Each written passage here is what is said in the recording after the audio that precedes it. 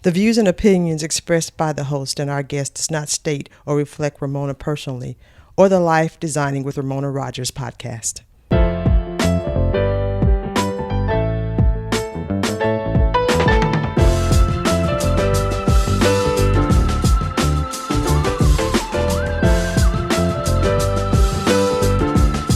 This podcast is a glimpse into the lives of women.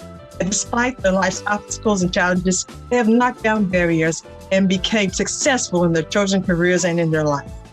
And I have the pleasure of having Dr. Runako Whittaker in the building with me today. How are you doing today, Dr. Runako? I am great. I'm great. Thank you for having me. Oh, my pleasure. I've been trying to get to you and finally did, and I am so happy that you graced us with your presence. So I appreciate you.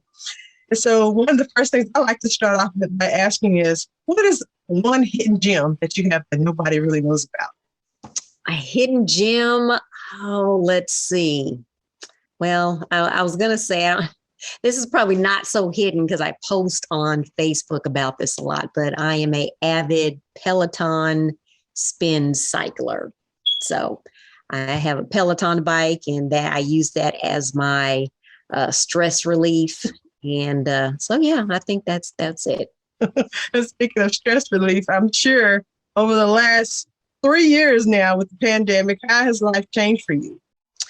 Well, it has changed significantly, particularly at work, having to go to work wearing a mask. Recently, the mask mandates have pretty much been lifted, for public spaces. But in being in healthcare, I still wear a mask at work because as a pediatrician, I'm coming in contact with, still vulnerable patients, particularly younger than age 5, because, the vaccine for COVID is available for 5 and older. But I deal with newborn infants all the way up to age 18. So I still, in that under 5 age group, they don't have a vaccine available for them yet. So I still have to do all that I can to protect them. And, we've had to make adjustments to our scheduling. Personally, when the pandemic first happened, all I did literally was go to work and come home. Didn't have much interaction with, friends and family other than being on Zoom. But now that, we are further along in this pandemic, I have been able to reconnect with friends and family. My immediate family, my parents and my sister and her family, they all live in Seattle. So during that first year of the pandemic, I didn't get to see them for a whole year, or more than a year. I have been able to reconnect with them. I've been able to go back home. Recently, I had a great niece that was born, so I got a chance to go back and see her. So that's been the greatest thing, is being able to reconnect with friends and family. Definitely. So being a doctor, when did you know you wanted to be a doctor? So I knew in high school, and it was my 10th grade year of high school, after taking a genetics class. And I haven't been able to share with the teacher of that class. Her name is Mrs. Sharon Massey.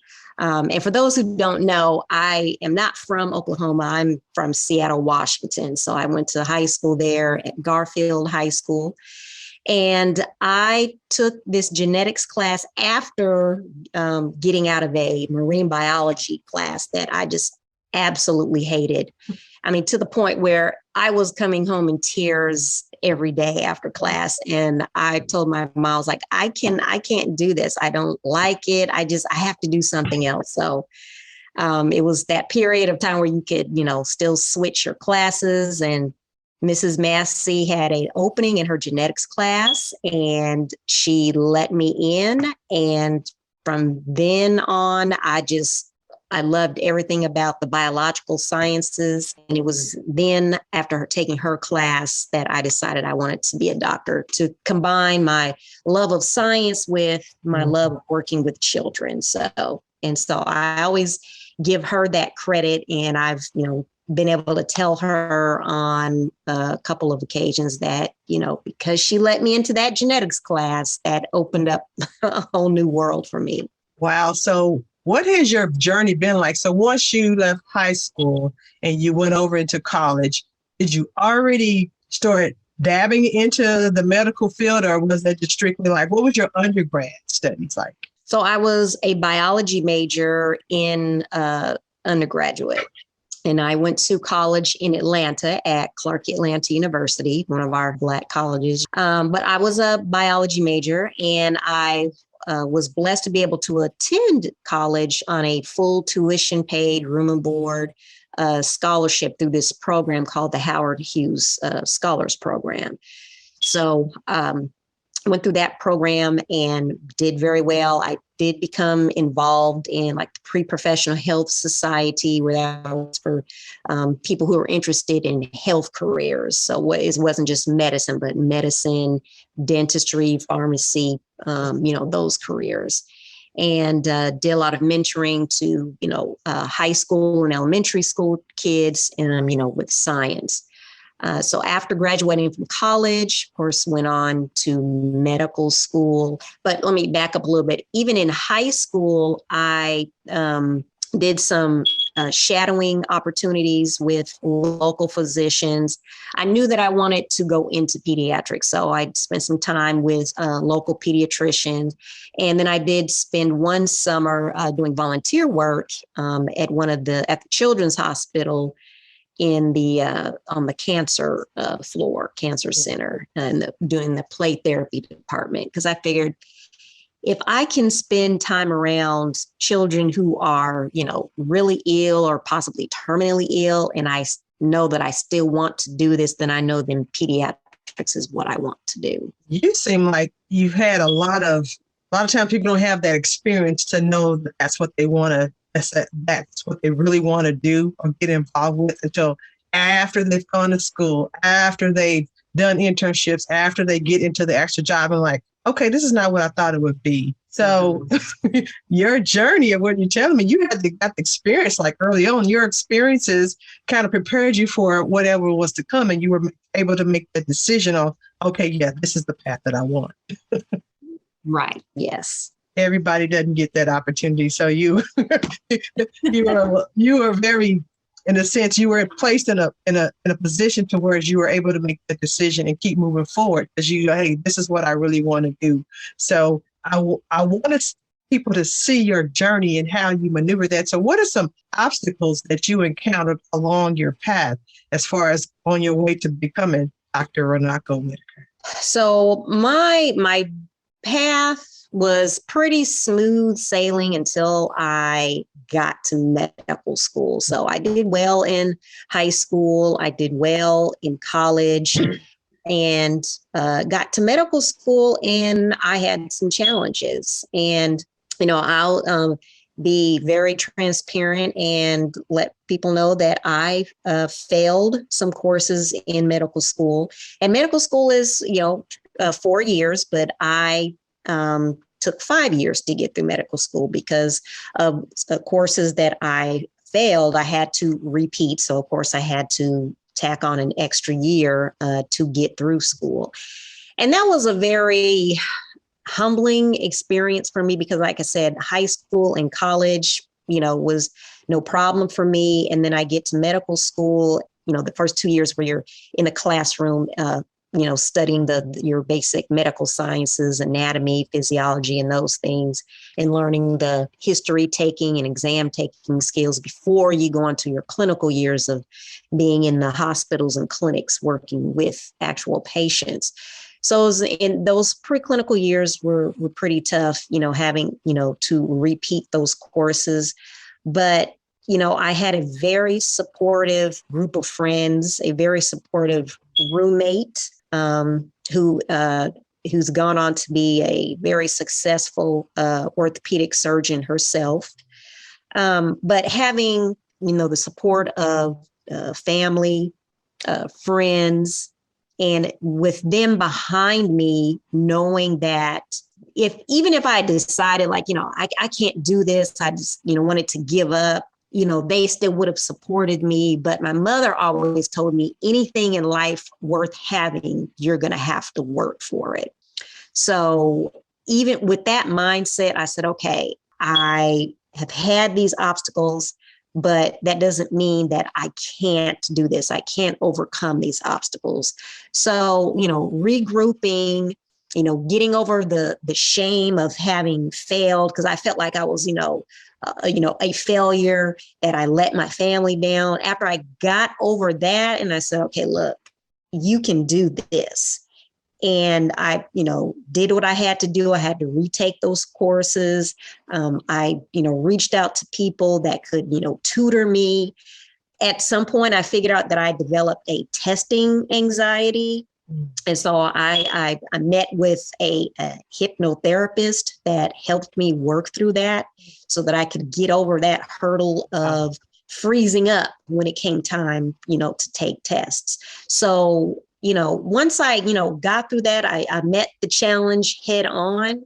Then it, it was, I won't say it became easier after that, but it became more manageable after that, because I continued to have, challenges with taking exams, the licensing exams to be a physician, my board exams. So I just kept on. Each time that I got knocked down, I didn't stay down. I just got back up. I cried my tears, but I didn't stay there. I didn't, weeping may endure for a night, but joy comes in the morning. So I cried, the tears that I had to get out. And then once that, I got through that, then I said, okay, you gotta get to work. You gotta keep going. So I would definitely say you had to exercise your resilience team. Yes. I had to develop resiliency first, because like I said, prior to medical school, everything just kind of came easy for me. So I didn't have to develop that resiliency until I was really faced with, something hard. And with you saying that makes me think about how when you fail at something, it's almost frowned upon, as opposed to saying failure is a part of the process. Exactly. That you keep on going. And so being in personal development, it's like you said, you didn't stay down. You got knocked down, but you didn't stay down. It's like they say, you fell forward. Yes. And so yes. Somebody that's wanting to become a doctor, what is some advice that you would give to them as to how to start their path? So the first thing I would say is, once, you decide you want to become a doctor, seek out a physician that as a mentor, because, mentoring is very important, because you're going to need the guidance and advice from someone who has been down that path. So seeking out a mentor, whether it's, if it's someone in your family or a close friend of the family, or, even if it's, your own. I've even had, patients of mine who have, said, oh, I'd like to be a doctor, specifically a pediatrician. And so, they've, I've given them some opportunities to come and shadow me. So, it's whether it's through friend relationships, family relationships, seeking out a mentor would be the first thing. And the second thing is to be flexible, because I've been a physician now. Let's see, I finished a residency in 2003. So at 19 years out of residency. And, I always knew that I wanted to be a pediatrician, but medicine has changed significantly within these 20 years. And from when I decided that I wanted to be a physician. So I have several, colleagues who are doing things outside of clinical medicine. So because the landscape of medicine has changed so much, a lot of physicians are experiencing burnout. And that, was heightened and increased, during the pandemic. I mean, it was happening prior to that, but it was, exacerbated by the pandemic. So a lot of physicians are, getting out of, clinical medicine, seeing, patients in the hospitals and clinics.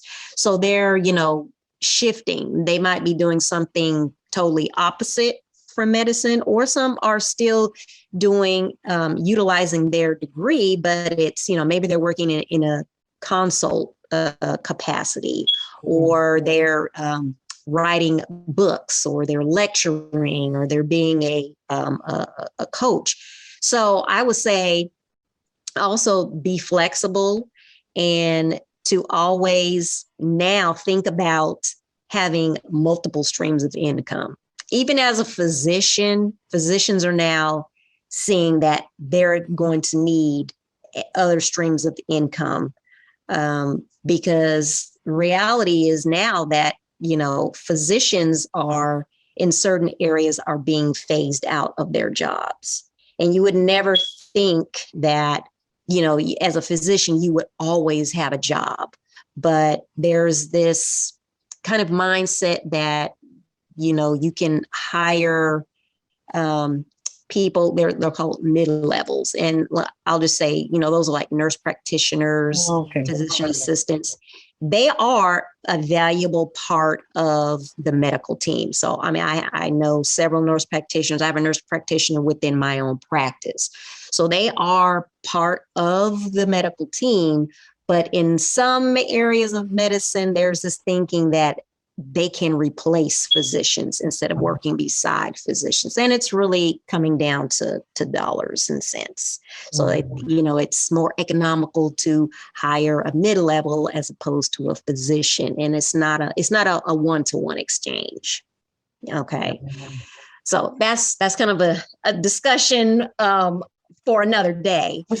But because of that, happening, that coupled with physician burnout, physicians are realizing, hey, this may not be the career that I will retire from.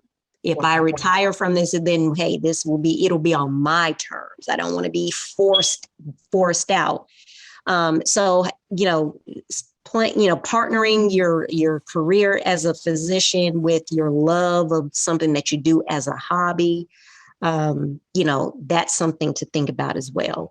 And, that also, saving up money, developing good financial habits, now, or, even before you get into your career, developing those good financial habits. Wow.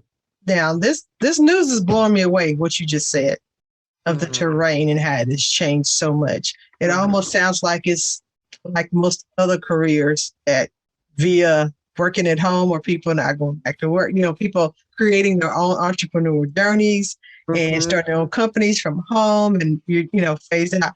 I would never think a hands-on job would be to that point. Yeah, it is. And, even medicine, there's telehealth now where you can have a video visit, with your doctor, by video. And that's, the future of, I'm like, probably 10, 15 years ago, that was not even a thought.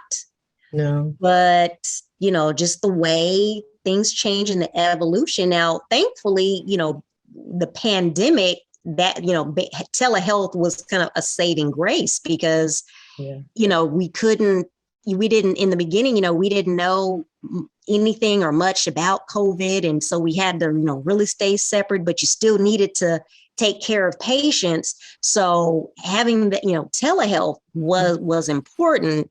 And, it's not, you can't replace, medicine tradition the way it's been practiced completely, but it's just, in addition to. So yeah, even, being, hands-on as a physician, when I went to medical school, that's something I never even dreamed of or imagined, but here I am all these many years later, and yeah, I see patients in the office and through video chats. Wow. So is there anything about your journey to be a physician and running your own practice that you would have done differently had you known? Had I known. So the thing that I probably would have done differently is now, I went to an HBCU for undergraduate. I probably would have gone to an HBCU medical school as well. Because now there are four. That's Morehouse School of Medicine, Meharry Medical College, Howard University, and Charles Drew University. And soon there will be a fifth one. Xavier University in Louisiana will be. They are coming out with a medical school, but that's years away. So that would be one thing that I would have done differently because of that HBCU environment, the smaller class size. And although class sizes in medical school are smaller compared to college undergraduate, but just that HBCU environment is much more smaller and close knit, and you have just kind of a better support system. So that probably would have been one thing, but other than that, I don't think I would have done anything different. I wouldn't have changed the field of medicine that I chose. I still would choose pediatrics all over again. And there isn't really anything else that I would have done differently. Wonderful. Well, you are to be commended for the work that you do. So what's some advice that you would give a younger version of you? Oh, wow. Okay. That's an interesting question. Your younger self. How about that? Right. Give to my younger self. Well, I guess, just some of the advice that I was, giving out before about, the multiple streams of income is I probably would have actually planned for that. If I were talking to my younger self, just, plan to do something else outside of medicine, that could, generate, extra income, not to just, even if it's something you do as a hobby, because people turn their hobbies into a stream of income all the time. So that's probably what I would say to my younger self. What are some goals that you have? I know you talked about the terrain has changed, but as far as the medical field for you, what are some things that you are looking forward to, that you're planning for, because you are a doctor and you have the expertise to do so, that you're able to kind of move into other things that possibly you can move into, since you talk about the several streams of income, but just like anything else, sometimes you want to just move into something else anyway. So what are some things that you are considering possibly to move into? Well, one thing that I have always wanted to do, and I've talked about this forever, is, and I don't know if I would be doing this necessarily as a stream of income, but just one thing that I've always wanted to do is to write a children's book. So I don't know when that's going to happen, but I am going to make that happen one day. So yes, I would like to write a children's book, but specifically with my practice, one thing that I would like to do is to really transform the practice into what we would truly call a medical home. So a medical home is, traditionally, or way it is set up now, is like your PCP, your primary care physician. Mm-hmm. And you go to your primary care physician, not just for your primary and preventive care, but then your primary care physician is supposed to, coordinate any care that you need to go see this specialist and that specialist. Well, I want to kind of bring some of those specialty services under one roof as much as possible. So things like, now, one thing that I have done is I have brought mental health care within my practice. I have a psychiatrist that works with my practice because, and, again, the pandemic, has really shed the light on, the importance of mental health access, not just for adults, but for kids and adolescents. And so if you have that coupled with, a physician's office, one, that increases the access to mental health care. Instead of like going to your primary doctor and then you've got to be referred to, the psychiatrist or the therapist. And, that takes time. And that's a function of our current, healthcare system. So, one way to kind of, go around that is if you have it already embedded within your practice, then it makes that access much easier. So, I've done that with mental health, and I want to do that with other things like nutrition. I, have a nutritionist on as part of the practice because childhood obesity is such a huge epidemic in this country. And so, I can only do so much nutrition education within a, 15, 20 minute office visit. But if my patients have access to a nutritionist, that, okay, let's go, 2 doors down and talk to Mr. or Ms., whoever, and get the information you need. So I want to make it more of a kind of a holistic practice in that sense, where you can just come to your primary care, office for as many services as possible instead of having to go outside of your primary office. I'm like envisioning what that looks like. And that would be so great because so many people, you start at one appointment and you have to wait 2-3 weeks and go to another spot, as opposed to you can have them all scheduled in one day. Yeah. And be in one building. And I mean, good Lord, that, especially with gas prices, who wants to travel?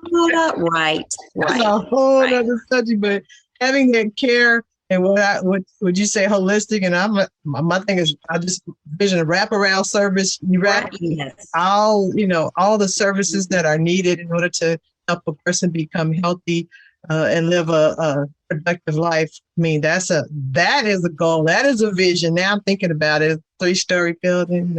Okay, okay. To God's ears. Therapies, all kind of things. Because yes, I do. You do have to go to 5 buildings for certain things and different times or whatever, all around town. That is an idea. I want to see that come to light because that is needed. Yeah, it's definitely needed. Good for you. And by the time you get, run to this appointment and that appointment from, this end of town or that end of town, you're exhausted. And then you're just like, so then when something else comes around, you think like, oh gosh, I've got to go through this again. And like, I get it. I get it. So you in the trench, girl, you in the trench.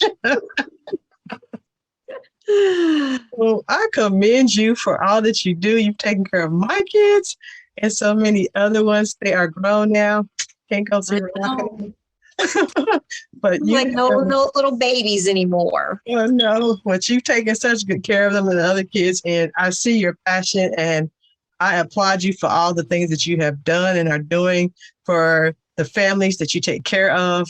Just keep on going, Runako, and people need to see what you are doing and how you're doing it and know that they can do it too.